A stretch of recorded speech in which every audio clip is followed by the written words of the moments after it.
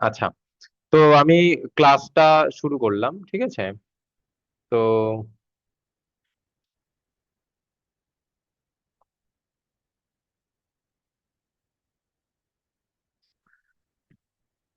প্রথমে তোমরা সবাই খাতার মধ্যে হেডিং করো, সেটা হচ্ছে what is accounting.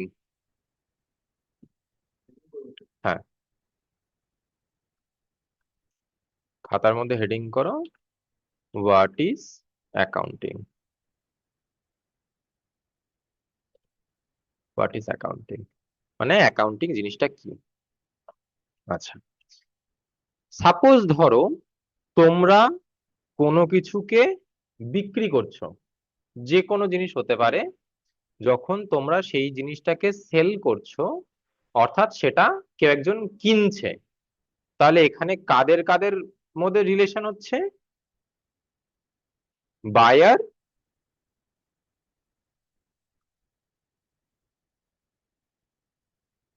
B Y, buyer and seller, B U না? হুম, buyer and seller, buyer and সেলারের মধ্যে আমাদের রিলেশন। তাহলে অ্যাকাউন্টিং মানে ব্যাপারটা কি হচ্ছে? যখন বায়ার আর সেলারের মধ্যে কোনো একটা প্রোডাক্ট কিংবা কোনো একটা সার্ভিস, সেটা আদান প্রদান হচ্ছে, অর্থাৎ লেনদেন হচ্ছে। আর সেই আদান প্রদানের সময় কোনো কিছু ডেটাকে রেকর্ড তোলা হচ্ছে। সাপোজ বায়ার কোনো পার্টিকুলার জিনিসকে কাউকে কোনো একটা কিছু বিক্রি করলো, মানে বায়ারের কাজ কি? কোনো কিছুকে বিক্রি করা। কার কাছে? সেলারের কাছে। সেলার সেই জিনিসটা কিনছে কিসের বিনিময়ে? কোনো একটা পয়সার বিনিময়। তাহলে বায়ার আর সেলার যখন কোনো কিছু পয়সার বিনিময়ে সেটাকে বিক্রি করছে, অর্থাৎ সেল করছে, এবং সেই সেল করার পরে সেই সেলের এগেনস্টে যখন সেটাকে রেকর্ড তোলা হচ্ছে, কোথায় রেকর্ড তোলা হচ্ছে? কোনো একটা সফটওয়্যারে। কোনো একটা সফটওয়্যারের মধ্যে সেই রেকর্ডটা তোলা হচ্ছে। আর সেই রেকর্ডটা যে তোলা হচ্ছে, সেই রেকর্ডটা কি কি ভাবে তোলা হচ্ছে? ফার্স্ট হচ্ছে ডিজিটালি, ডিজিটাল মিডিয়ার মাধ্যমে তোলা হচ্ছে। সেকেন্ড কি? একটা গুড প্রসেস মেনটেন করে তোলা হচ্ছে। তিন কি? তিন হচ্ছে যেখানে ডিটেলসে সবকিছু নথিভুক্ত করা হচ্ছে। তাহলে ডিজিটালি তোলা হচ্ছে, এবং ডিটেলসে তোলা হচ্ছে, এবং সেটা একটা গুড প্রসেসে তোলা হচ্ছে। অর্থাৎ আমি যদি প্রথম দিকে মনে করি যে আমি একটা টেবিল বানিয়ে, সে একটা টেবিল বানিয়ে টেবিলের এখানে কে বিক্রি করেছে, কাকে বিক্রি করেছে, আর কত টাকার বিনিময়ে বিক্রি করেছে, এভাবে রেকর্ড তুলবো। তাহলে এই যে রেকর্ডটা আমি তুলছি প্রত্যেকবারে কিন্তু এই কে বিক্রি করেছে নিচে সেটাই দিব, লিখবো যেটা আমি আগের ক্ষেত্রে লিখেছি। কাকে বিক্রি করেছে এর ক্ষেত্রে আমি সেটাই লিখবো যেটা তার ক্ষেত্রে কাকে বিক্রি হবে। আর কত টাকার বিনিময়ে বিক্রি করেছে সেটা আমি সেটাই লিখবো যেটা আমি এর আগের ক্ষেত্রে লিখলাম। তাহলে এটা কি হচ্ছে? এটা একটা গুড প্রসেস হচ্ছে। আর ডিটেলস বলতে, ডিটেলস বলছে যেখানে আমি সমস্ত তথ্য মেনশন করে একটা ফুল ফরম্যাট, একটা রেকর্ড সাজাবো, আর পুরোটা হবে ডিজিটাল মাধ্যমে, সেই প্রসেসটাকে বলছে কম্পিউটারের অ্যাকাউন্টিং। অ্যাকাউন্টিং দুটো প্রসেসে করা যায়, একটা খাতা কলমে আর একটা কম্পিউটারের মধ্যে। তাহলে কম্পিউটারের মধ্যে আমরা যে অ্যাকাউন্টিং মানে আমরা যেটা শিখছি, সেই অ্যাকাউন্টিং বলতে আমরা কি বুঝছি না, বায়ার যখন কোনো কিছুকে সেলারের থেকে কোনো কিছু টাকার বিনিময়ে সেটাকে কিনছে, কেনার সময় সেই কেনার যে রেকর্ডটা সফটওয়্যারের মধ্যে রাখা হচ্ছে, তার যে ফুল প্রসিডিওরটা বা ফুল প্রসেসটা, সেই ফুল প্রসেসটাকে কি বলছে? আমাদের কম্পিউটারে অ্যাকাউন্টিং। তাহলে অ্যাকাউন্টিং কাকে বলে? What is accounting? লেখো, accounting is uh, accounting is a process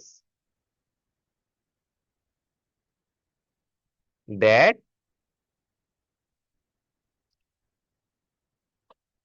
helps a seller process that helps the seller to take record of the product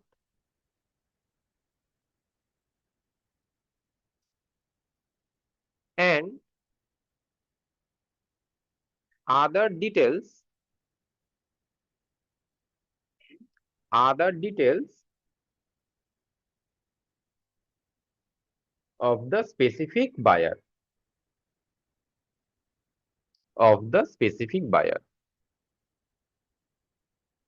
মানে কি হলো? অ্যাকাউন্টিং হচ্ছে একটা প্রসেস যার মাধ্যমে কোনো একটা সেলার কোনো কিছু বিক্রি করার রেকর্ড এবং যাকে বিক্রি করেছে তার যাবতীয় ডিটেলস কে যেখানে জমিয়ে রাখে তাকে বলা হচ্ছে কি? অ্যাকাউন্টিং। তাহলে অ্যাকাউন্টিং বলতে আমরা কখনো কোনো ছোট কথাটা আমরা ভাববো না যে এইটা হচ্ছে অ্যাকাউন্টিং বা এই পার্টিকুলার জিনিসটাকে অ্যাকাউন্টিং বলে। ঠিক আছে?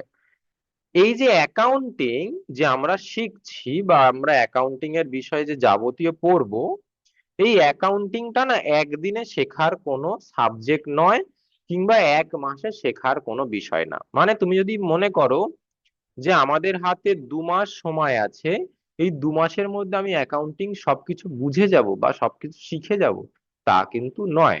তাহলে কি আমরা তাহলে 2 মাসে কি শিখবো? হ্যাঁ, আমরা 2 মাসে পুরো অ্যাকাউন্টিংটাই শিখবো কিভাবে কি কাজ করতে হয়।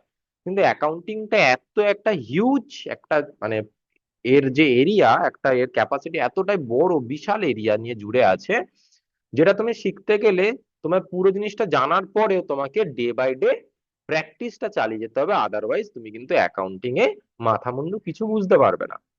কারণ যারা ক্লাস 11 এন্ড 12 পড়ছে, তারপরে গিয়ে মানে কমার্স ব্যাকগ্রাউন্ড নিয়ে, তারপরে গিয়ে বিকম পড়ছে, তারপরে গিয়ে এমকম পড়ছে, বিকম পড়ছে 4 বছর, এমকম পড়ছে 1 বছর, বা বিকম পড়ছে 3 বছর, এমকম পড়ছে 2 বছর, আর এখানে হয়ে গেল 2 বছর। তাহলে টোটাল তাদের বছর লাগলো? টোটাল তাদের লাগলো 5, 6, 7 বছর। এই 7 বছর ধরে তারা অ্যাকাউন্টিং শেখে। 7 বছর। সেখানে আমরা 2 মাসে কি শিখবো? আমরা 2 মাসে অ্যাকাউন্টিং এর কম্পিউটারে হ্যান্ডেলিংটা শিখবো। কিন্তু অ্যাকাউন্টিং এত বড় একটা হিউজ তার আয়তন, হিউজ তার ক্যাপাসিটি, হিউজ তার সিলেবাস, আমরা কিন্তু ডিটেলসে অ্যাকাউন্টিং শিখতে গেলে ওই স্টেপ বাই স্টেপ সেই প্রথম থেকে শিখে শিখে শিখে শিখে আসতে হবে। এটা তাদের ক্ষেত্রে শেখাটা কমফর্টেবল যারা কমার্স ব্যাকগ্রাউন্ড আছে অথবা যাদের একটু হলেও ম্যাথমেটিক্যাল ব্যাকগ্রাউন্ডটা একটু ভালো আছে। তার মানে কি আর্টস এর স্টুডেন্ট এটা শিখতে পারবে না? কিংবা সায়েন্সের স্টুডেন্টরা এটা শিখতে পারবে না? কিংবা যারা এইচএস পর্যন্ত পড়াশোনা করে আর পড়াশোনা করেই নি তারা কি শিখতে পারবে না? অবশ্যই পারবে। কারণ আমরা কি শিখছি? আমরা শিখছি অ্যাকাউন্টিং এর মধ্যে কম্পিউটার হ্যান্ডেলিং, অর্থাৎ কম্পিউটারের মধ্যে কি করে অ্যাকাউন্টটাকে ম্যানেজ করতে হয় সেটা। আর সেটাকে পুরোটা একটা ট্রিকের উপর দিয়ে নির্ভর করে করতে হয়। অর্থাৎ সেই ট্রিকটা যদি আমরা ডে বাই ডে প্র্যাকটিসের মাধ্যমে যদি জিনিসটাকে মাথায় নিয়ে নিতে পারি, তাহলেই অ্যাকাউন্টিং জিনিসটা তোমাদের মধ্যে ক্যাপচার্ড হয়ে যাবে।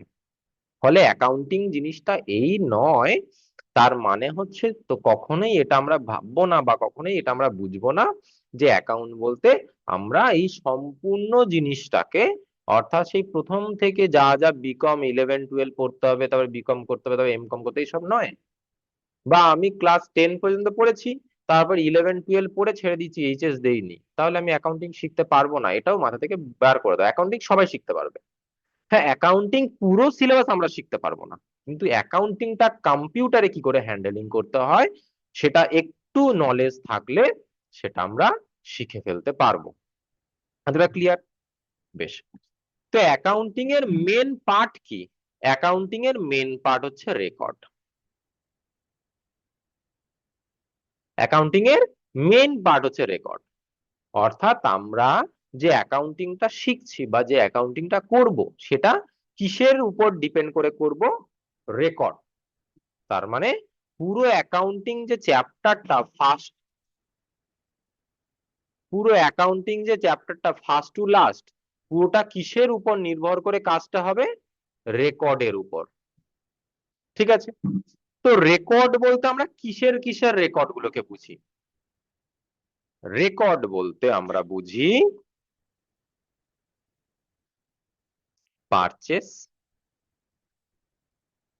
Sales, payment,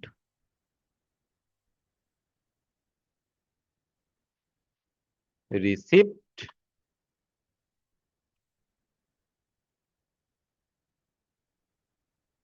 creditors,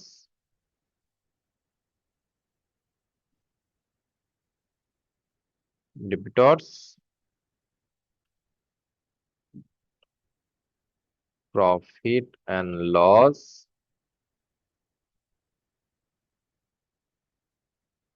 stock,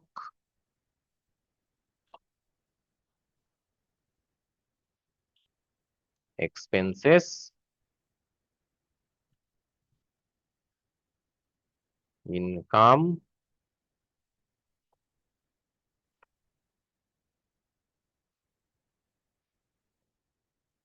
cash balance,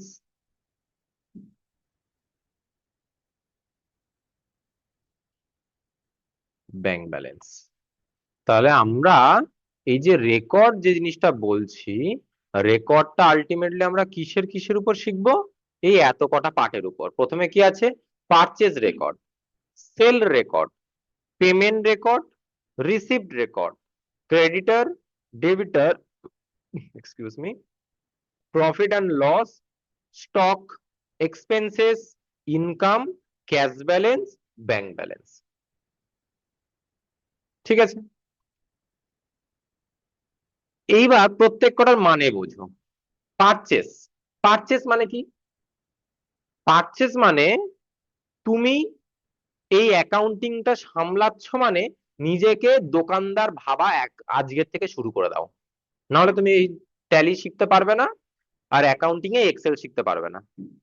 তুমি আজকে থেকে ভেবে নাও আমি একটা বড় দোকানের মালিক, আমার আন্ডারে হয় কোনো শপিং মল কিংবা বড় কোনো দোকান চলছে। যদি তুমি এটা ভাবো তবেই তুমি অ্যাকাউন্টিংটা শিখতে পারবে। কি বললাম, বোঝা গেছে? তাহলে তুমি আজকে থেকে কি বড় ব্যবসায়ী অর্থাৎ বিজনেসম্যান বা কোন দোকানের তুমি ওনার। তাহলে পারচেজ বলতে কি? মাল কেনা। তাহলে মাল কেনা মানে তুমি কার থেকে কিনছো? তুমি সাপ্লায়ারের থেকে মাল কিনে আনছো। সাপ্লায়ার মানে যে মাল সাপ্লাই দিচ্ছে। মানে তোমার দোকান আছে একটা, পোলেনাইটে হোক, মহিষবাতানে হোক, যে কোনো জায়গায় তোমার একটা দোকান আছে, নিউ টাউনের যে কোনো জায়গায়। তুমি তোমার দোকানের মধ্যে কোনো কিছু বিক্রি করছো, মানে তোমার দোকানে তো সেটা বানাচ্ছ না, তুমি সেটাকে কোনো জায়গা থেকে কিনে আনছো, নয় বড় বাজার থেকে, কিংবা শিয়ালদা মার্কেট থেকে, কিংবা অন্য কোনো জায়গা থেকে। তুমি যেটা কিনে আনছো সেটাকে বলা হয় পারচেস। বোঝা গেছে? কিনে আনার পর কি করবে? সেটা বিক্রি করবে, সেটাকে বলছে সেল, পেমেন্ট। ধরো তুমি যেটা সেল করছো বা যেটা কিনে আনছো, কেনার সময় তুমি যে দোকানদার থেকে তুমি কিনেছো, তুমি তাকে কত টাকা পেমেন্ট দিয়েছো, এবং তুমি যখন কারোর থেকে কোনো মাল টাকার বিনিময়ে তাকে দিচ্ছ, তার থেকে কত টাকা পেমেন্ট নিচ্ছ, এই হিসাবটা রাখা হয় পেমেন্টের উপর। রিসিপ্ট, ধরো তোমাকে কেউ একজন কোনো মাল তোমার থেকে নিয়েছে, নেওয়ার পর তোমাকে বলল যে দাদা আমার তো এই মুহূর্তে টাকা নেই, কিন্তু আমাদের মধ্যে ভালো সম্পর্ক, আমরা বহু পুরানো কাস্টমার, তো আমার কাছে এই মুহূর্তে টাকা নেই, 2000 টাকা বিল হয়েছে, আমি 1500 টাকা দিচ্ছি, 500 টাকা আমি পরে এসে দেবো। সে যে তোমার নামে 500 টাকা যে ডিউ করিয়ে রাখা, তার মানে তোমার নামে একটা 500 টাকা রিসিপ্ট কেটে রেখে দিয়েছে। অর্থাৎ তুমি যখন পরের বার কোনো মাল কিনবে, ওই রিসিপ্টটা তার মধ্যে যোগ হয়ে যাবে, সেটা হচ্ছে রিসিপ্ট। ক্রেডিটার, ক্রেডিট মানে কি? ক্রেডিট মানে টাকা আসাকে ক্রেডিট বলে, কিন্তু ক্রেডিটার মানে হচ্ছে ধারে যে ব্যবসাটা হচ্ছে সেটা হচ্ছে ক্রেডিটার। মানে তুমি তোমার একটা বড় জায়গা থেকে মাল কিনে আনছো, তুমি ধারে মাল কিনছো, সেটা হচ্ছে ক্রেডিটার। আর ডেবিটার মানে, হ্যাঁ, আর ডেবিটার মানে, ডেবিটার মানে, ডেটার মানে কেনার সময় যে মালটা কিনছে, যে আমাদের থেকে মালটা নিচ্ছে টাকার বিনিময়ে। এই যে ক্রেডিটার, ক্রেডিটার মানে শুধুমাত্র তোমার থেকে মাল যে সে, মানে তুমি কারোর থেকে মাল কিনছো ধারে তা শুধু কিন্তু নয়, যদি এমনও হয় তোমার থেকেও কেউ ধারে মাল নিয়ে গেছে সেটাও কিন্তু ক্রেডিটারের মধ্যেও পড়বে। অর্থাৎ ধারে ব্যবসা যেটা হচ্ছে সেটা ক্রেডিটার। আর ডেটার মানে হচ্ছে ধারে না, ডেটার মানে যে মালটা নিচ্ছে। কি বললাম, বোঝা গেছে? নিচ্ছে, ডেবিট, যেভাবে নিক না কেন, সে পেমেন্ট করে নিক বা যেভাবে নিক। একটা হচ্ছে, দেখো ভালো করে বোঝো, ব্যাংকে ক্রেডিট মানে কি? বাড়ছে। তাহলে ক্রেডিট মানে তোমার মাল বাড়ছে। তাহলে তোমার মাল বাড়ছে মানে তুমি কার থেকে জিনিসটা আনছো? কারোর থেকে মালটা নিয়ে আসছো, কারোর থেকে নিচ্ছ। তাহলে সেক্ষেত্রে তুমি হচ্ছে কি, আর যখন তোমার থেকে কেউ মাল নিয়ে যাচ্ছে, ডেবিটার, ডেবিট মানে কি, ডেবিট হওয়া মানে ব্যাংকের টাকা ডেবিট হয়ে যাওয়া মানে কি, টাকাটা কমে যাচ্ছে। তার মানে কমে যাচ্ছে তোমার অ্যাকাউন্ট থেকে, মানে কোনো একটা মাল চলে যাওয়া মানে কি, কমে যাওয়া। তাহলে কমে যাওয়া মানে কি, নিশ্চয়ই কেউ একজন নিচ্ছে, তাহলে সে হচ্ছে ডেটার। বুঝতে পেরেছো? নেক্সট, প্রফিট আর লস। প্রফিট মানে তুমি 5 টাকায় কিনে 10 টাকায় বেচেছো, তাহলে 5 টাকা প্রফিট। বা 10 টাকায় কিনে 12 টাকায় বেচেছো, 2 টাকা প্রফিট। ঠিক আছে? তুমি 5 টাকায় কিনেছিলে, 5 টাকায় কিনেছিলে, 10 দিন পরে দেখছো সেই যে মালটা কিনে সেই মালটা নষ্ট হয়ে গেছে, লস। কিংবা তুমি 5 টাকায় কিনেছিলে, কেনার পর 10 দিন পরে দেখছো যে তার মার্কেট ভ্যালু কমে গেছে, সেটা এখন, আগে যেটা আমি এই টাকায় বিক্রি করতাম সেটা আমি এই টাকায় বিক্রি করতে পারছি না, ওটা কমে গেছে। মানে আমি একটা মাল কিনেছিলাম 10 টাকাতে, সেই মালটা আমি বিক্রি করতাম 12 টাকাতে। এখন 1 মাস আমি ওই, মানে ওই ভেবে আমি অনেক করে মাল তুলেছি, তোলার পর আমি ঠিক 1 সপ্তাহ কিংবা 1 মাস পরে দেখছি যে যে অনেক করে মাল তুলেছি, 10 টাকায় কিনেছিলাম, সেইটা এখন মার্কেটে চলে এসেছে 5 টাকা। মানে আমি এখন 5 টাকায় সেই মালটা কিনছি। আর আমার আশেপাশের দোকানদার তারাও 5 টাকায় কিনছে, আর তারা বিক্রি করছে 8 টাকা কিংবা 9 টাকাতে। তাহলে আমি যেটা 10 টাকায় কিনেছি সেটা তো আমি 10 টাকায়, 12 টাকায় আর বিক্রি করতে পারবো না, কম দামে ছাড়তে হবে, নাহলে মালটা, আমার স্টক বেড়ে যাবে।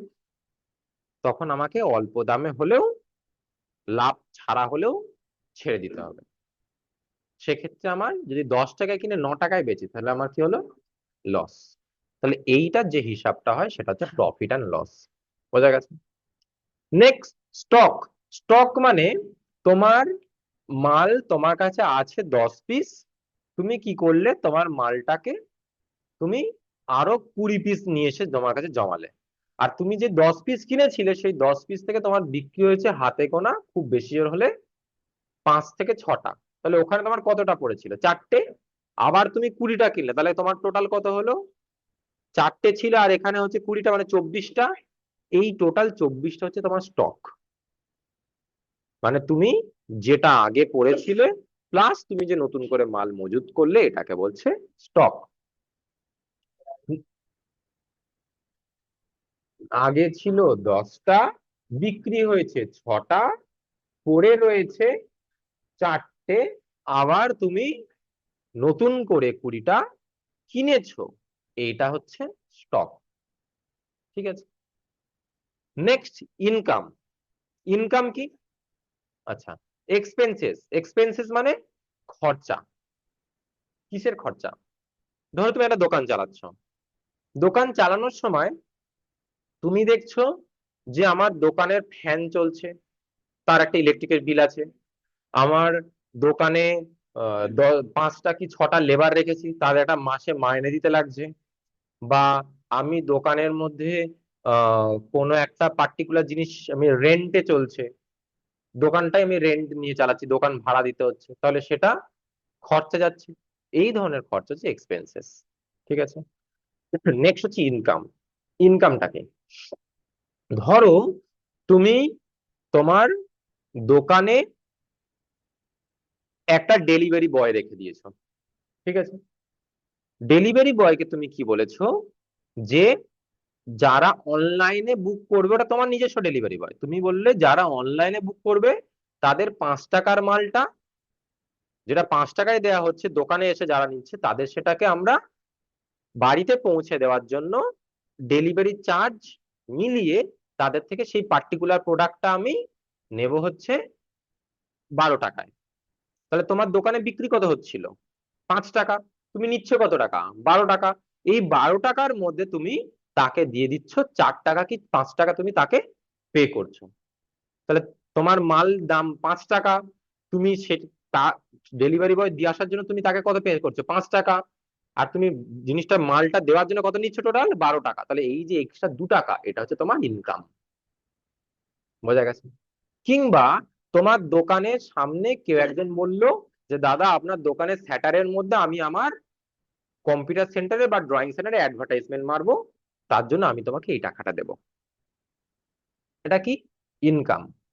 বা তোমার দোকানে তুমি বলে রেখে দিয়েছো কোন একটা পার্টিকুলার লোককে, যে আমার দোকান থেকে যা মাল প্রয়োজন হবে তুমি সেই মালটা ফ্রিতে নিয়ে যেতে পারবে, কোনো সমস্যা নেই, তুমি নিয়ে গিয়ে কাস্টমারদের বাড়িতে লাগাও, তারপর কাস্টমার থেকে যখন তুমি টাকা পাবে তখন তুমি আমাকে টাকা দিও, কোনো সমস্যা নেই। কিন্তু আমি যে মালটা 5 টাকায় দিতাম অন্যজনকে, সেই মালটা তখন তোমাকে যখন আমি বাকিতে দেবো, সেই মালটা আমি তোমার থেকে 7 টাকা নেব। কি বললাম বুঝতে পেরেছো?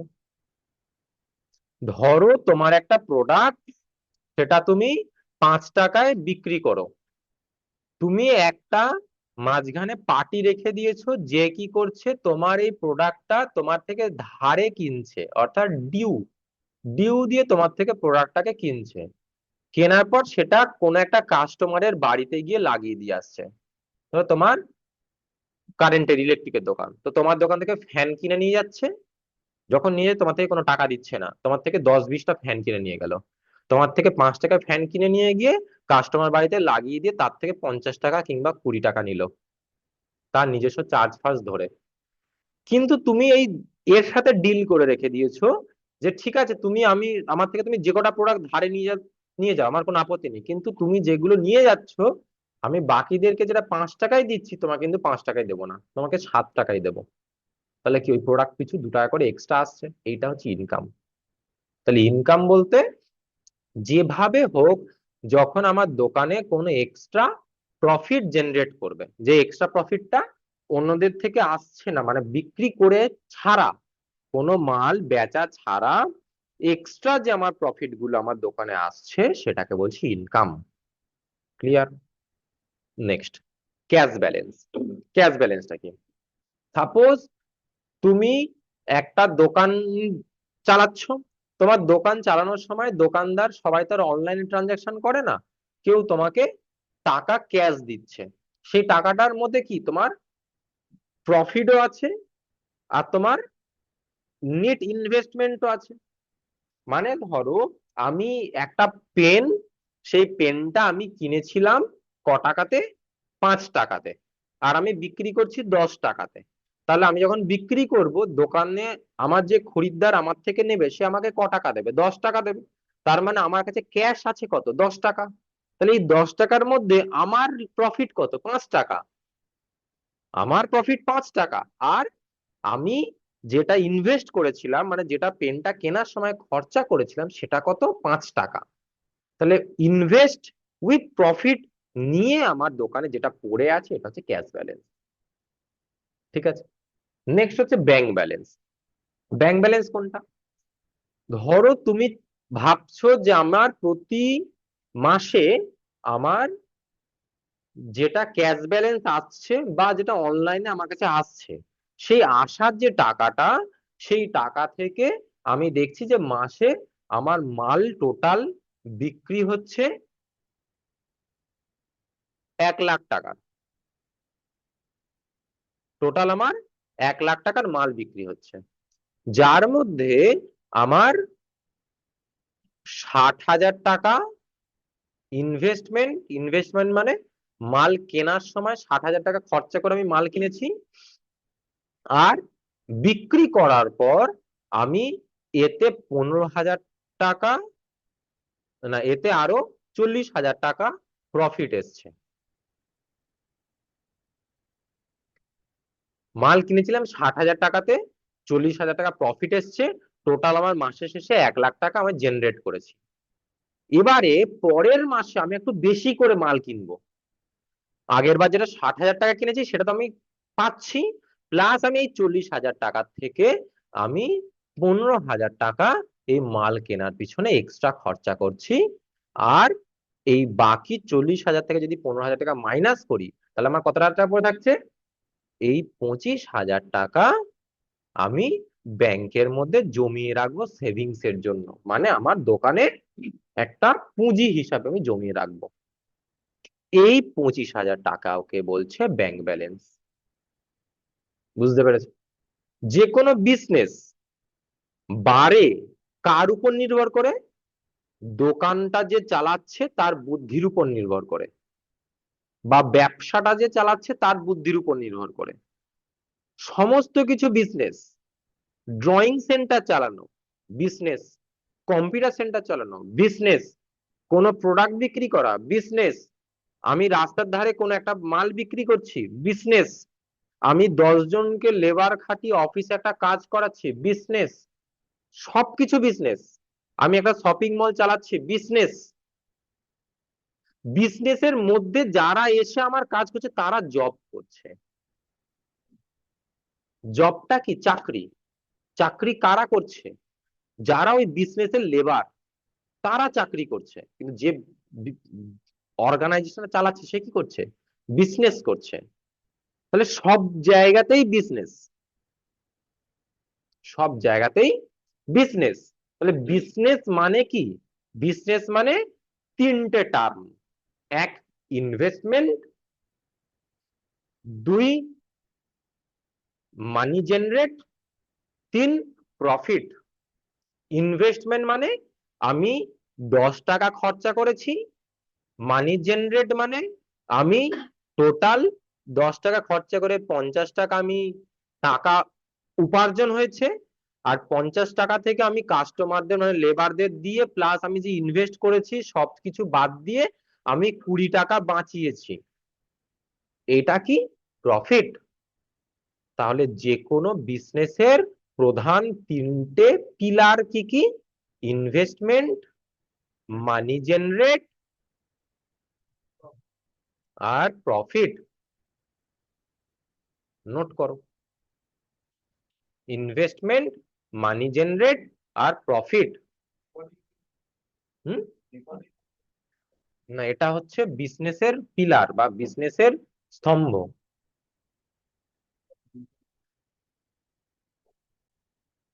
ব্যালেন্স আছে মানে ক্যাশ ব্যালেন্স আর ব্যাংক ব্যালেন্স আছে, সেটা কিন্তু একটু ভালো করে বুঝতে হবে। হ্যাঁ, ক্যাশ ব্যালেন্স আর ব্যাংক ব্যালেন্সের মধ্যে ব্যাপারটা কি না, ক্যাশ ব্যালেন্স কি হচ্ছে?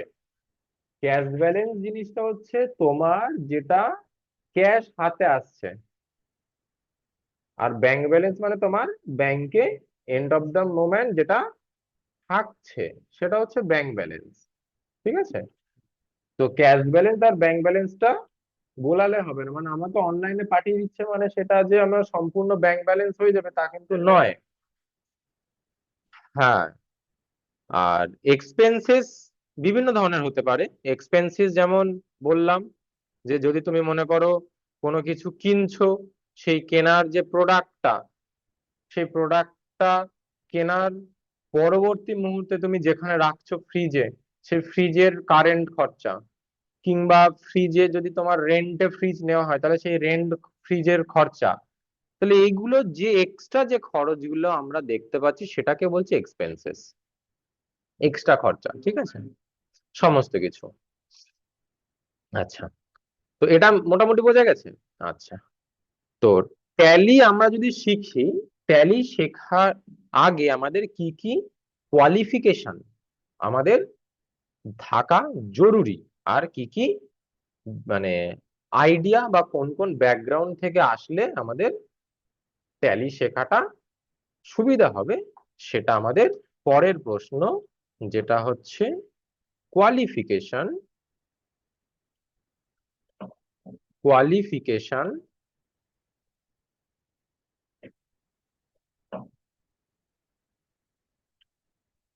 Required qualification required. প্রথম কোয়ালিফিকেশন কি না, স্টুডেন্টকে এক হয় কমার্স ব্যাকগ্রাউন্ড থেকে আসতে হবে,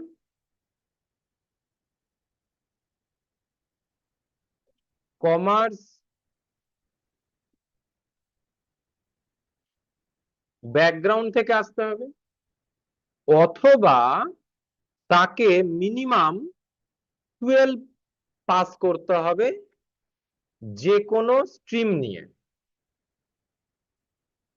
এনি সাবজেক্ট নিয়ে।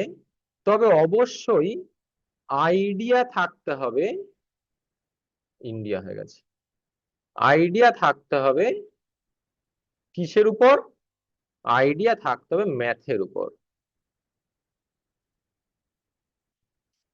না হলে সে কিন্তু এই ট্যালি জিনিসটা ক্যাচ করতে খুব সমস্যা হবে, এবং ক্যাচ করতে গেলে বিশালই তার মধ্যে একটা আলাদা সমস্যা দেখা দেবে, যে সে কিছু বুঝতে পারছে না বা কিছু করতে পারছে না।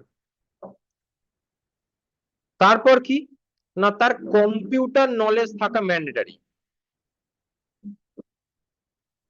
কম্পিউটার WLEDG কম্পিউটার নলেজ থাকা ম্যান্ডেটরি। মানে যদি তার কম্পিউটার নলেজ না থাকে, মানে কম্পিউটার নলেজ মানে প্রিভিয়াস যে ইউজ গুলো আমরা করে এসেছি, হ্যাঁ, যে আমরা এক্সেল, পাওয়ার পয়েন্ট, এক্সেল বলছি, পাওয়ার পয়েন্ট, এমএস ওয়ার্ড, এই যে জিনিসগুলো শিখে এসেছি, এগুলো কম্পিউটার নলেজ, এগুলো থাকাটা জরুরি। এগুলো না থাকলে সে ট্যালি ঝপ করে ক্যাচ করতে পারবে না।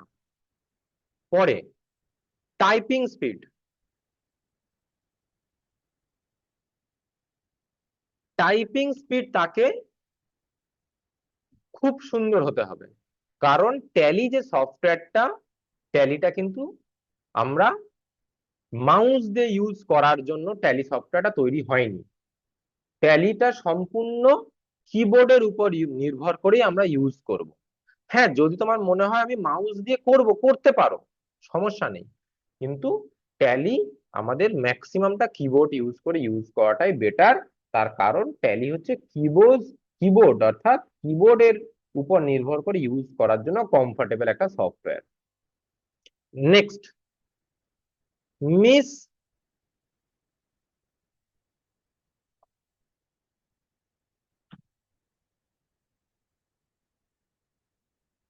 Spelling, miss spelling in record, miss spelling in record, যতটা কম স্পেলিং গুলো আমাদের ভুল হয় রেকর্ডে তত ভালো। কারণ ট্যালি রেকর্ডেড সফটওয়্যার, আর তুমি যদি কোনো একটা প্রোডাক্টের নাম ভুল একবার এন্ট্রি করে দাও, তাহলে এন্ট্রি করতে খুব সোজা, কিন্তু এন্ট্রিটাকে এডিট করতে গেলে মাথার ঘাম ঝরে যাবে। তার কারণ ধরো তুমি একটা বিল কারণ নামে রেকর্ড করছো, ধরো তুমি রামের নামে একটা বিল জেনারেট করছো, যেই মুহূর্তে তুমি রামের নামে বিলটা জেনারেট করে দেবে এবং তুমি সেই বিলের মধ্যে কোনো একটা ভুল কিছু এন্ট্রি করবে, এভাবে ভুলটা তোমার তখন নজর পড়েনি, আর তুমি সেই প্রোডাক্টের বানান ভুল ব্যবহার করে তুমি 20-25 জনকে তুমি ওই প্রোডাক্ট বিক্রি করে দিয়েছো। তারপরে গিয়ে কেউ একজন বললো যে দাদা আপনার এই প্রোডাক্টের নামের বানান তো ভুল আছে, আমার কোম্পানি থেকে বলছে এই নামের বানানটা ঠিক করে নিয়ে আসো। তুমি কখনো পারবে না ঠিক করতে। কেন? কারণ ওই প্রোডাক্টটাকে তুমি যে ঠিক করছো তার জন্য তোমাকে কি করতে হবে, স্টকে গিয়ে ঠিক করতে হবে। স্টকে গিয়ে তুমি যখন ঠিক করবে, তখন তোমাকে প্রথমেই বলবে তুমি যে কটা সেল করেছো প্রোডাক্ট, অর্থাৎ যে কটা তোমার বিল জেনারেট হয়েছে প্রোডাক্টের নামে, সেই বিলগুলোকে গিয়ে আগে ডিলিট করে এসো। মানে তোমার ওই বিলগুলোকে যতক্ষণ না এডিট করছো, বা ওই বিল থেকে তোমার ওই প্রোডাক্টটাকে যতক্ষণ না রিমুভ করছো, ততক্ষণ তুমি স্টকে এসে ওই জিনিসটা ঠিক করতে পারবে না। কি বললাম, বোঝা গেছে? অর্থাৎ তুমি যদি একবার ভুল এন্ট্রি করে দাও, তুমি ততক্ষণ ঠিক করতে পারো যতক্ষণ না বিল জেনারেট হচ্ছে। যদি একবার ওই প্রোডাক্টটা ইউজ করে আমরা বিল জেনারেট করে দেই, তাহলে কিন্তু আমরা আর ওই ভুলটা ঠিক করতে পারবো না। তাহলে আমাদের ট্যালি যখন শিখবো, আমাদের অবশ্যই এই কটা পয়েন্টকে মাথায় রাখতে হবে, যে ট্যালি করার সময় এই জিনিসগুলো আমরা মাথায় রেখে এবং সঠিকভাবে আমরা ডেটাটাকে এন্ট্রি করব। পরের পয়েন্ট,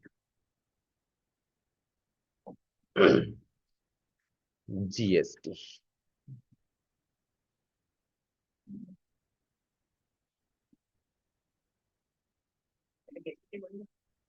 আলাদা আলাদা পয়েন্ট।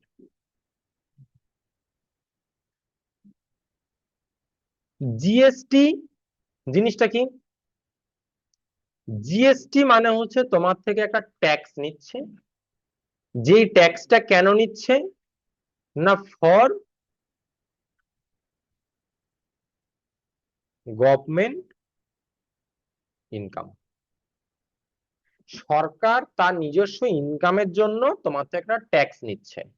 যে ট্যাক্সটার নাম কি দেওয়া হয়েছে? জিএসটি। এই যে জিএসটি যে ট্যাক্সটা নিচ্ছে, এই জিএসটিটা আগে কি ছিল? ভ্যাট নামে কাটা হতো। আগে কি নামে কাটা হতো? ভ্যাট নামে। সেটা এখন নামকরণ হয়ে কি হয়েছে?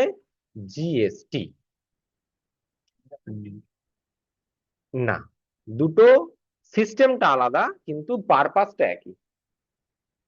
সিস্টেমটা আলাদা মানে, ভ্যাট হচ্ছে যখন তোমার আগের প্রোডাক্টটা, তুমি একটা কিছু প্রোডাক্ট কিনলে, সেই প্রোডাক্টের উপর তোমার যে টাকা ভ্যাট চাপানোর পর যে টাকাটা হলো, পরবর্তী সেই প্রোডাক্টের দাম যেটা হবে, সেই দামটা তার উপর আবার ভ্যাট চাপবে। মানে ধরো ভ্যাটের সিনটা কি হচ্ছে, ভ্যাট, ধরো একটা 10 টাকার প্রোডাক্ট কিনেছো, যে 10 টাকার প্রোডাক্টের উপর তোমার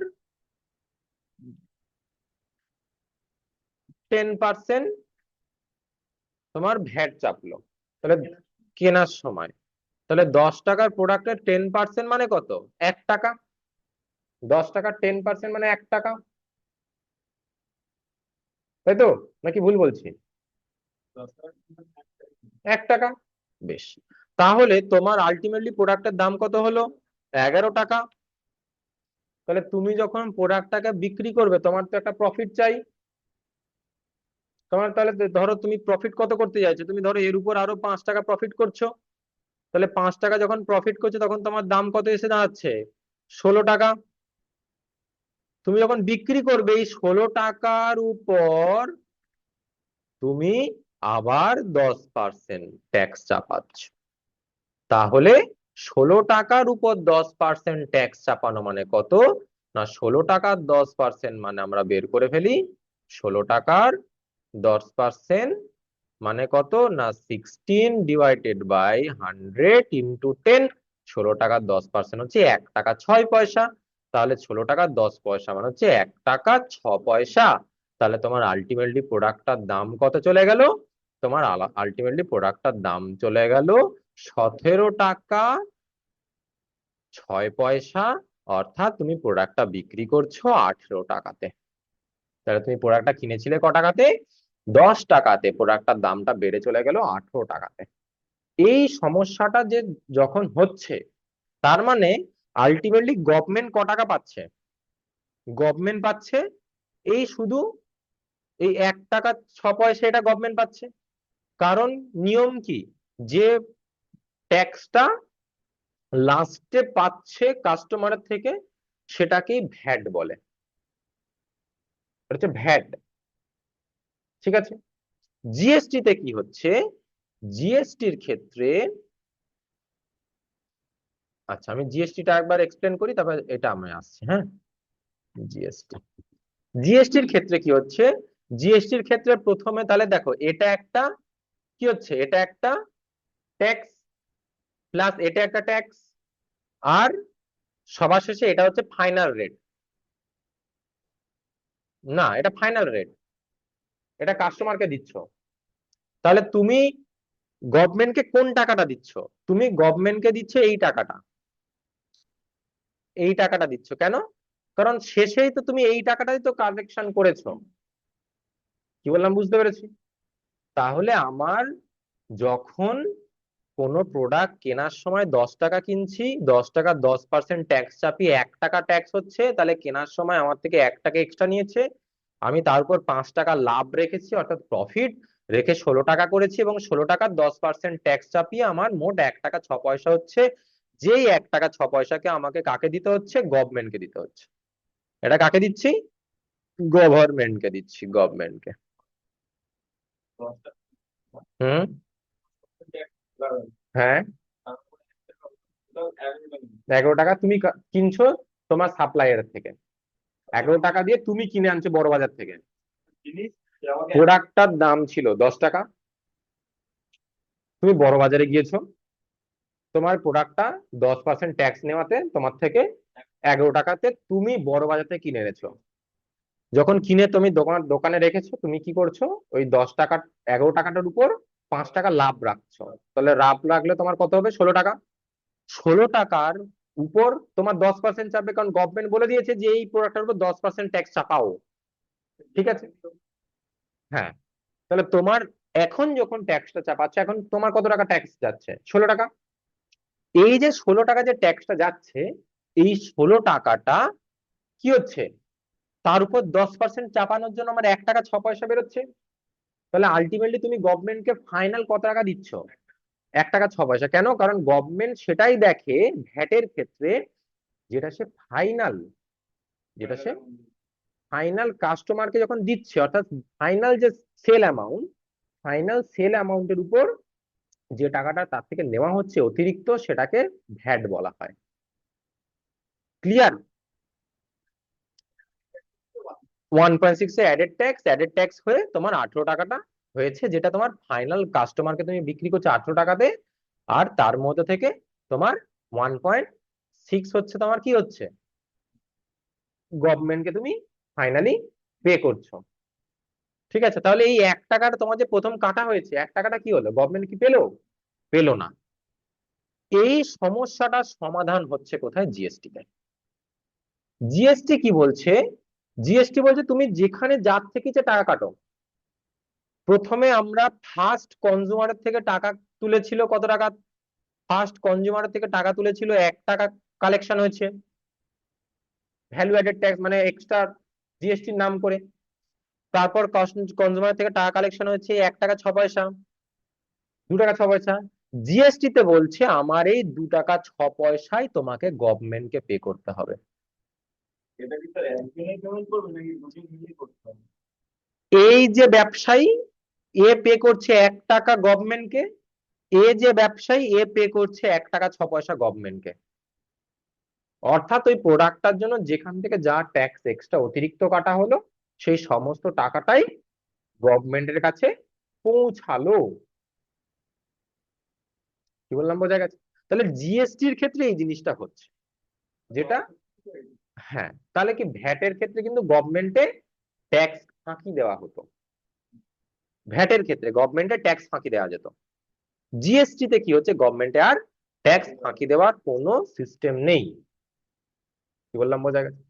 তাহলে এই হচ্ছে আমাদের জিএসটি আর ভ্যাটের মধ্যে ডিফারেন্ট। হ্যাঁ, ইকুয়াল ভাগ হচ্ছে না, ওটা হচ্ছে না।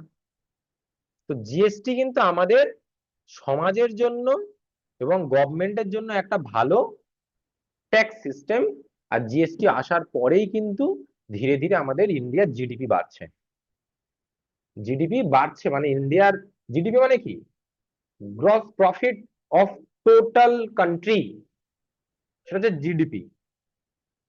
তাহলে গ্রস প্রফিট মানে কি? সারা বছর মিলিয়ে আমাদের ভারতে মোট কত টাকা আয় করলো, সেই সারা বছরের আয়ের যে নাম্বারটা, সেটাকে বলে জিডিপি, যেটা দিনের পর দিন বাড়ছে। কি করে বাড়ছে? এইভাবে বাড়ছে, যেটা এর আগে হতো না। অর্থাৎ এর আগে বিভিন্ন ভাবে সমস্ত কিছু, না ওর আলাদা কোর্স, কিসে আটকেছে?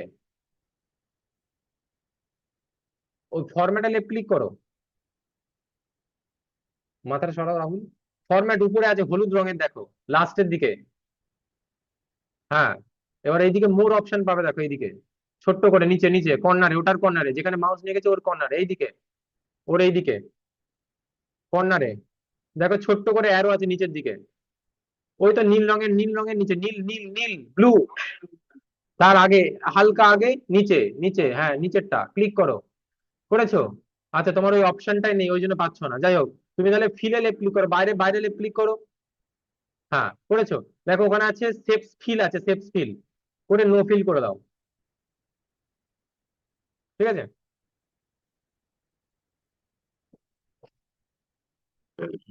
বোঝা গেছে এই জিনিসটা? তাহলে এটা পরের পার্ট, জিএসটির ফুল ফর্ম আর ভ্যাটের ফুল ফর্ম। ভ্যাটের ফুল ফর্ম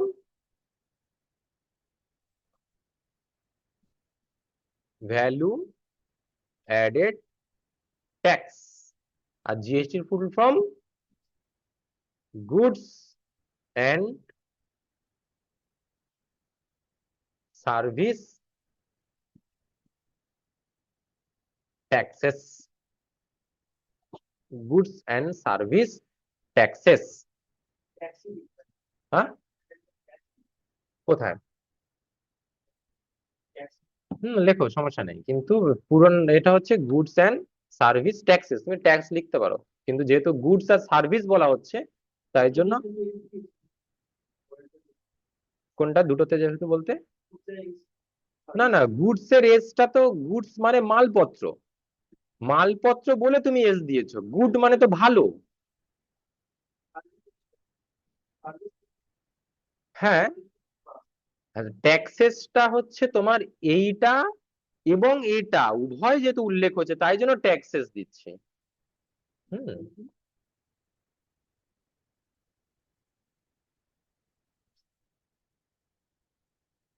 বোঝা গেছে?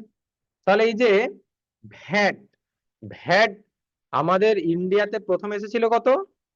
1 এপ্রিল 2005। ভ্যাট এসেছিল কত? 1 এপ্রিল 2005। আর জিএসটি কবে এসছে? জিএসটি এসছে 1 জুলাই 2017। ঠিক আছে? তাহলে 1 জুলাই 2017, সেখানে আমাদের কি এসছে? সেখানে এসছে জিএসটি, যার পুরো নাম গুডস অ্যান্ড সার্ভিস ট্যাক্সেস, আর ভ্যাট তার পুরো নাম ভ্যালু অ্যাডেড ট্যাক্স, সেটা এসছে কবে? 1 এপ্রিল 2005। এগুলো কিন্তু ক্লিয়ারলি মাথার মধ্যে প্রপার ভাবে মনে রাখতে হবে। ঠিক আছে? এবার আমাদের খাতার মধ্যে লেখো type of, types of GST tax rate.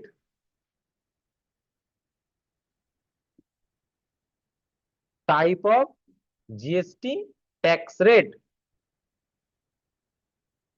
GST tax rate কয় প্রকারের? জিএসটি @00%, জিএসটি @05%, জিএসটি @12%,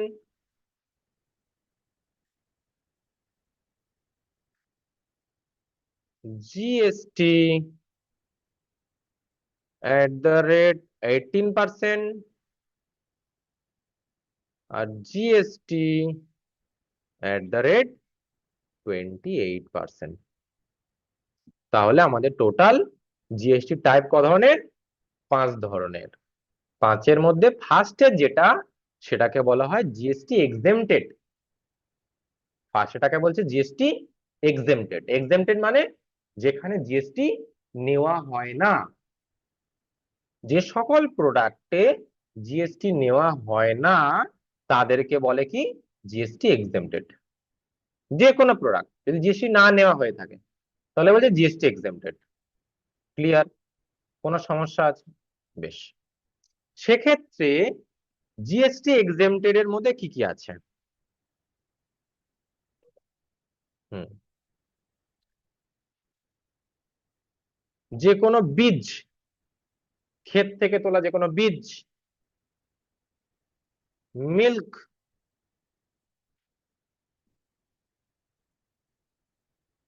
ডিম,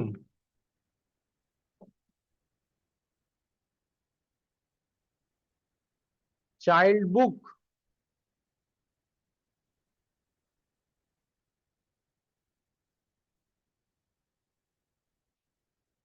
বেবি মেডিসিন ইত্যাদি।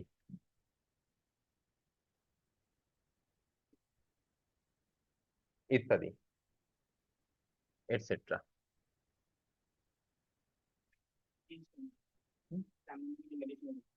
বেবি মেডিসিন হলো।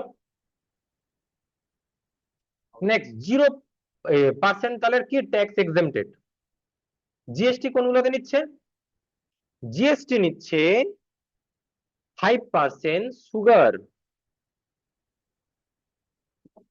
যে কোনো ধরনের মিষ্টি জাতীয় জিনিস, যে কোনো। সুগার মানে শুধু চিনি কিন্তু তা নয়, যে কোনো সুগার জাতীয় যে কোনো প্রোডাক্ট সব 5%। ঠিক আছে? বলে বাতাসা।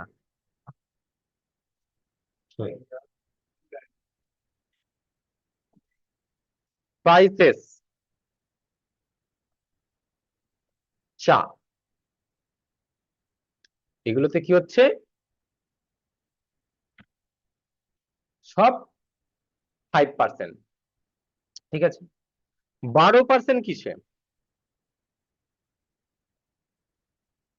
মোবাইল ফোন,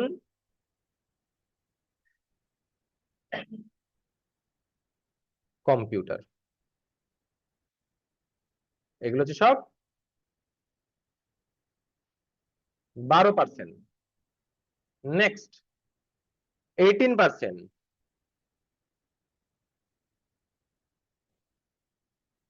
টেলিফোন, লেলি হয়ে গেছে, হ্যাঁ। টেলিফোন আর স্কুল ব্যাগ। স্কুল ব্যাগ, হ্যাঁ। স্কুল ব্যাগ কোনগুলো? আমেরিকান টুরিস্টার, এই ধরনের, হ্যাঁ।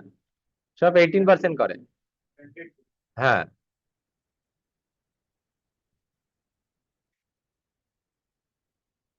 ঠিক আছে। এছাড়া মোবাইল রিচার্জ, এগুলো সব 18%। মোবাইল রিচার্জ কিংবা জিও ফাইবারের যে রিচার্জ, যে কোনো ধরনের, সব 18%। আসছে, হ্যাঁ। তার মানে ওটা জিএসটি নিয়ে 500 টাকা হয়েছে। হুম, ওটা জিএসটি নিয়েই ওটা করেছে। না, ওটা হচ্ছে একটা ট্রানজাকশন ফিস কাটে, ওটা আলাদা। ওটা ট্রানজাকশন ফিস। ওটা ট্রানজিশন ফিস কাটে একটা। তুমি যে অ্যাপ থেকে পেমেন্টটা করছো সেই অ্যাপের একটা মেনটেনেন্স চার্জ কাটে।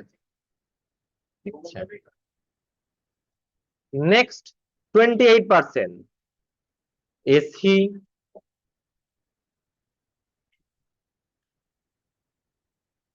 এসি মানে এসির মধ্যে ফ্রিজও আসছে, বা কোনো টিভি আসছে, এগুলো সব, হ্যাঁ। না, ফ্যানটা আলাদা। হ্যাঁ, আচ্ছা, এসি, ফ্রিজ, তারপর হচ্ছে সিমেন্ট, হুম, বা কোনো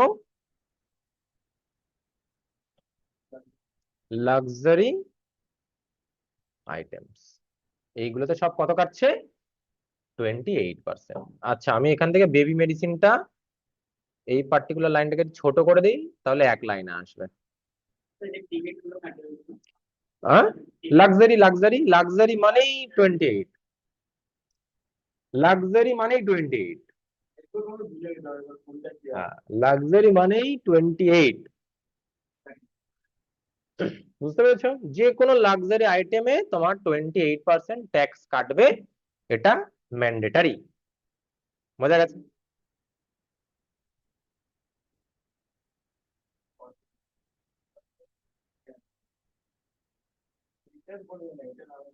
এই জিনিসটা ক্লিয়ার? কোনো সমস্যা নেই? বেশ, পরের স্টেপে যাচ্ছি।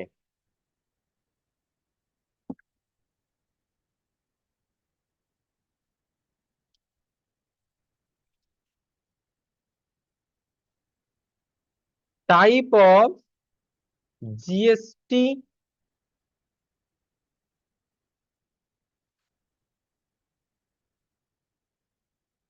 পার্টিশন,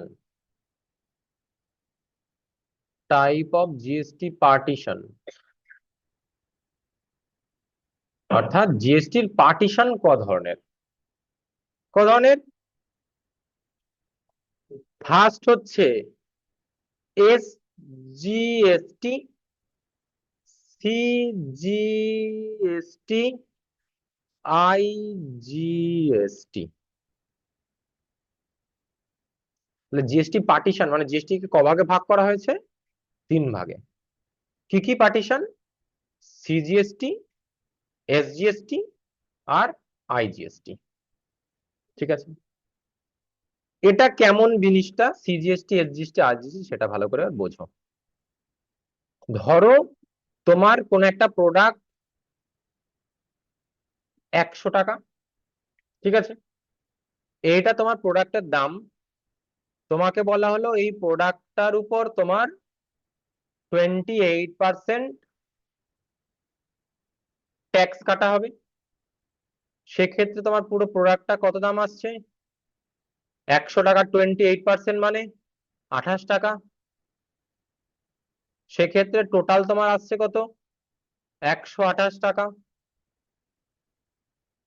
এই 128 টাকা কার থেকে নিচ্ছে? তোমার থেকে নিচ্ছে, এটা তুমি পে করছো।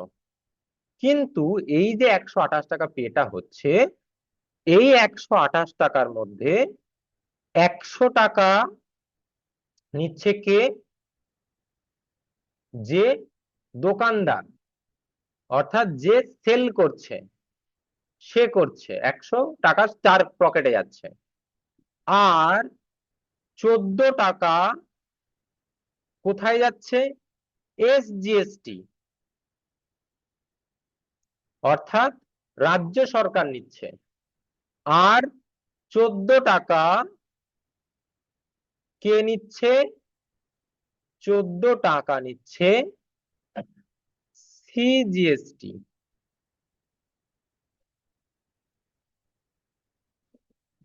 তাহলে টোটাল কত হলো? টোটাল হলো 128 টাকা। সেটা কার থেকে নিচ্ছে? কাস্টমারের থেকে নিচ্ছে। ক্লিয়ার? তাহলে আমাদের যে কোনো সময় যখন আমাদের থেকে জিএসটিটা কাটা হয়, তখন সেটা আমরা ভাবি যে জিএসটি জিএসটি বলে মিটিং মিছিলে এত চেঁচাচ্ছে, জিএসটি কেন কাটা হচ্ছে, জিএসটি কেন কাটা? আচ্ছা, জিএসটি তো তোমারও প্রফিট, তুমি কেন মিছিলে চেঁচাচ্ছ? অনেকে চেঁচায় যে মুড়িতেও জিএসটি লাগিয়ে দিয়েছে, এতেও জিএসটি লাগিয়ে দিয়েছে, ওটাও জিএসটি লাগিয়ে দিয়েছে। জিএসটি লাগানোর জন্য প্রথমে একটা বসে, মিটিং বসে কেন্দ্রের সাথে রাজ্যের। রাজ্য যদি রাজি হয় তবেই জিএসটি বসানো যাবে। কেন? কারণ জিএসটি তো রাজ্যেরও প্রফিট। তাহলে জিএসটি আমি চাইলে, কেন্দ্র চাইলে আমি তোমার রাজ্যে জিএসটি ঝপ করে বসিয়ে দিতে পারবো না। তোমার রাজ্যের সাথে মিটিং করতে হবে। তোমার রাজ্যের সাথে মিটিং করার পর তোমার রাজ্য থেকে ক্লিয়ারেন্স আসতে হবে যে হ্যাঁ আমাদের রাজ্য থেকে জিএসটি আমরা চাপাতে চাই। যদি তুমি বলো যে হ্যাঁ চাপাতে চাই, তবে গিয়ে তোমার রাজ্যে জিএসটি চাপবে, আদারওয়াইজ তোমার রাজ্যে চাপবে না। এবার এত কিছু সমস্ত মিটিং মিছিল হওয়ার পর যখন জিএসটি চাপলো, তখন তুমি এসে সবাইকে বলছো কেন্দ্র জিএসটি চাপিয়েছে, কেন্দ্র জিএসটি চাপিয়েছে। কেন্দ্র একা চাপাতে পারে না, সম্মিলিত মিটিং হয়, তারপরে গিয়ে জিএসটিটা চাপে। তার কারণ হচ্ছে জিএসটি, সিজিএসটি আর এসজিএসটি দুটো ডিভাইড করে থাকে, আর সিজিএসটি এসজিএসটিটা সবাই সম্মিলিত যৌথ উদ্যোগেই এটাকে চাপানো হয়। ক্লিয়ার? এটাতে কোনো সমস্যা নেই? বেশ, আসছি আসছি। এইবার এই যে সিজিএসটি, বুঝলাম আমি এটা। সিজিএসটি এসজিএসটি যে তোমরা এই সিস্টেমটা দেখলে, এটা কখন হয় সেটা আবার বোঝার বিষয় আছে। ধরো তুমি থাকছো ওয়েস্ট বেঙ্গলে, আর তোমার যে প্রোডাক্টটা আসছে সেই প্রোডাক্টটা ওয়েস্ট বেঙ্গলেরই একটা প্রোডাক্ট। তুমি ওয়েস্ট বেঙ্গলের একটা মানুষ, এটা তুমি, আর তোমার যে প্রোডাক্টটা আসছে সেই প্রোডাক্টটা ওয়েস্ট বেঙ্গলের মধ্যেই তৈরি হচ্ছে, আর সেই প্রোডাক্টটাই তোমার কাছে এসে তোমাকে দিয়ে যাচ্ছে। এই ধরনের প্রোডাক্টকে বলা হচ্ছে সিজিএসটি আর এসজিএসটি। অর্থাৎ একই রাজ্যের মধ্যে যখন কোনো প্রোডাক্ট তৈরি হচ্ছে এবং একই রাজ্যের মধ্যে যখন কোনো প্রোডাক্ট বিক্রি হচ্ছে, তখন সেই কেনা বা বেচার এই যে জিএসটিটা যেটা ওর মধ্যে বসানো হচ্ছে সেটাকে বলছে সিজিএসটি আর এসজিএসটি। কি বললাম, বোঝা গেছে? এইবার ধরো তুমি থাকো ওয়েস্ট বেঙ্গলে, কিন্তু তোমার প্রোডাক্টটা উত্তরপ্রদেশ থেকে আসছে। সেক্ষেত্রে তোমার ওই যে জিএসটি যেটা কাটবে, সেই জিএসটিটা ওই যে দুটো ভাগে যেটা কাটছে, একটা সিজিএসটি কাটছে, একটা এসজিএসটি কাটছে, অর্থাৎ একটা সেন্ট্রাল নিচ্ছে আর একটা স্টেট নিচ্ছে। এই দুটো মিশিয়ে যা টাকা হবে সেই টাকাটা আইজিএসটির খাদে পড়ে গেল। অর্থাৎ পুরো টাকাটা কে নেবে? কেন্দ্র নেবে।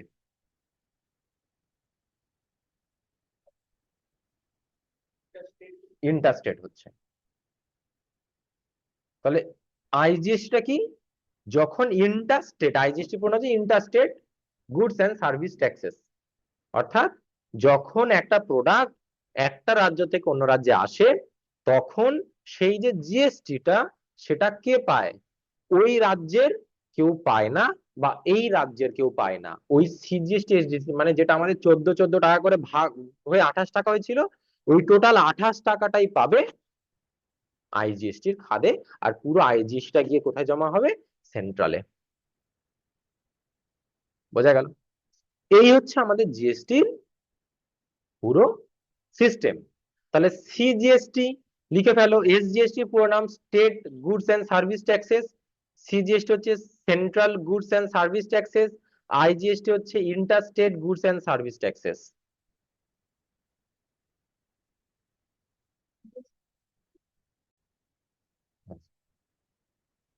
তাহলে যদি কোনো প্রোডাক্টে 12 টাকা একটা প্রোডাক্টের জিএসটি কাটা হয়েছে, আর সেটা ওয়েস্ট বেঙ্গল থেকে ওয়েস্ট বেঙ্গলের মধ্যে হয়েছে, তাহলে এখানে কোন কোন জিএসটি লাগবে? সিজিএসটি আর এসজিএসটি। তাহলে ক টাকা করে ভাগ হবে? 6 টাকা, 6 টাকা। এই সেম জিনিসটা যদি উত্তরপ্রদেশের কোনো একটা দোকান ওয়েস্ট বেঙ্গলের কোনো একটা দোকানদারকে বা খরিদ্দারকে বিক্রি করে, তাহলে সেখানে কি কি জিএসটি লাগবে? আইজিএসটি। তাহলে আইজিএসটি তে কত টাকা জিএসটি উঠবে? পুরো 12 টাকাটাই উঠবে।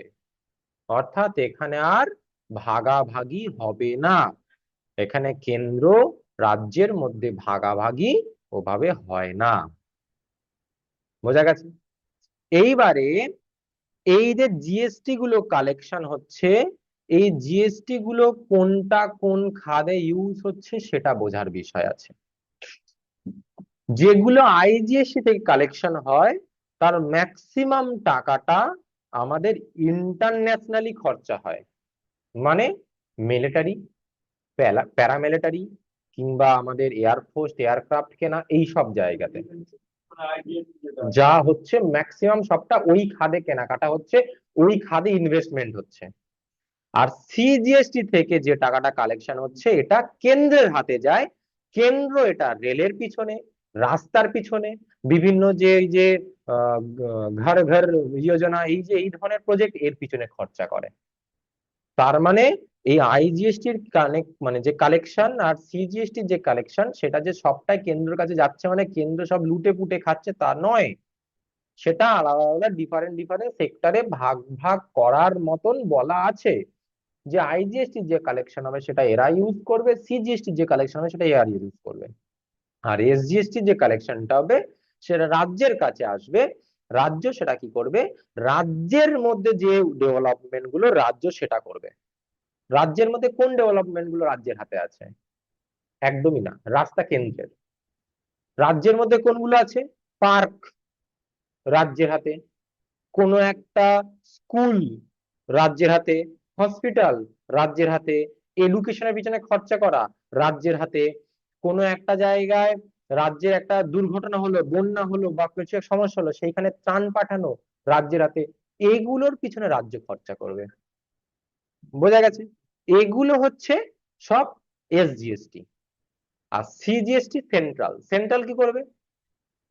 পুরো ভারতের যেখানে যা রাস্তাঘাট, রেল লাইন তৈরি হওয়া, তারপর হচ্ছে যেখানে যেখানে আহ সরকারি হাসপাতাল, মানে সরকারি বলতে কি কেন্দ্রের নিজস্ব হাসপাতাল যেগুলো রয়েছে সেগুলোতে, কিংবা যেগুলো কেন্দ্র থেকে যে স্কিম গুলো নেয়, যেমন কেন্দ্র থেকে স্কিম নিচ্ছে বেটি বাঁচাও বেটি পড়াও, কেন্দ্রীয় স্কিম। তারপর হচ্ছে আহ নল জল যোজনা, ঘরে ঘরে যে জল দিচ্ছে এখন, যে পাইপ লাইন বসছে, সেটা কোথাকার? কেন্দ্রের যোজনা। তারপর হচ্ছে যেটা আমাদের হচ্ছে যেটা ওই কি বলে বিভিন্ন যারা লোয়েস্ট ক্লাস তাদেরকে ঘর বানিয়ে দিচ্ছে কেন্দ্র থেকে, এটা কেন্দ্রের যোজনা। তারপর হচ্ছে কেন্দ্রের মধ্যে থেকে যখন আমাদের কোন একটা ইলেকশন হয়, মানে ইলেকশন যখন ভারতের ইলেকশন হয়, ইলেকশন হলে কি ওটা কেন্দ্র খরচা করছে ইলেকশনটা। ইলেকশনের সময় প্রচুর প্রচুর নানান জায়গা থেকে ইলেকশন নেওয়ার জন্য লোক আসছে, তাদের খাওয়া দাওয়া, বিভিন্ন স্কুলে যারা থাকছে তাদের থাকা খরচা, ফ্যান চলছে লাইট চলছে সেই খরচা, এই খরচাগুলো কে দেয়? কেন্দ্র দেয়, এই সব কালেকশন থেকে। আর আইজিএসটিটা কি হচ্ছে? এটা ইন্টারস্টেট, অর্থাৎ যেটা ইন্টারস্টেটে যে কালেকশন হচ্ছে সেটা ইন্টারন্যাশনালি ইনভেস্ট হচ্ছে। অর্থাৎ আমাদের মিলিটারির খাদে, আমাদের কোন একটা এয়ারক্রাফট এয়ারপ্লেন কিনলো সেই খাদে, এই ধরনের জিনিসগুলোকে বলা হচ্ছে, মানে ওই যে ইনভেস্টমেন্ট গুলো সেটা ওখান থেকে কালেকশনটা হয়ে আসছে।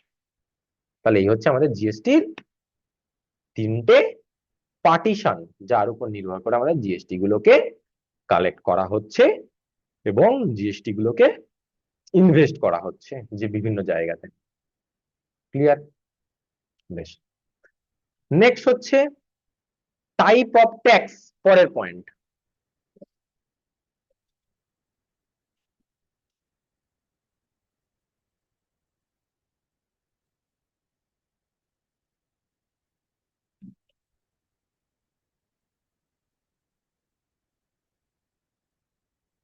ডাইরেক্ট ট্যাক্স আর ইনডাইরেক্ট ট্যাক্স।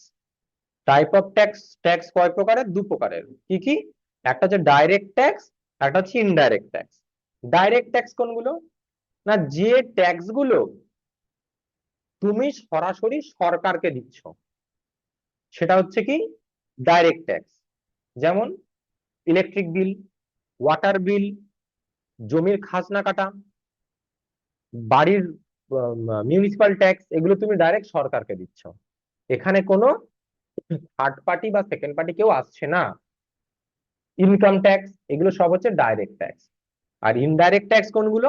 যেগুলো তুমি একজনকে দিচ্ছ, সে আবার আরেকজনকে দিচ্ছে, সে আবার একজনকে দিচ্ছে, এভাবে হচ্ছে। যেমন জিএসটি, তাহলে আমাদের জিএসটিটা বা ভ্যাটটা কার আন্ডারে পড়ছে? Indirect tax. বোঝা গেছে?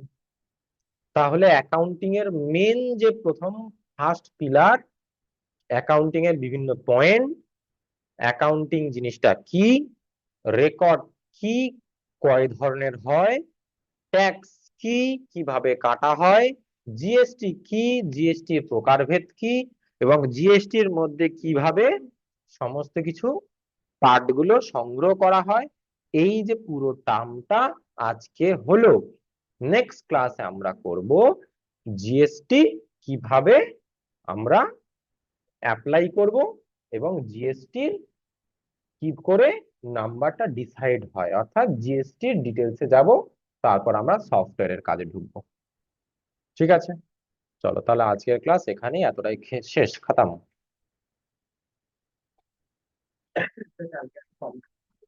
যাও।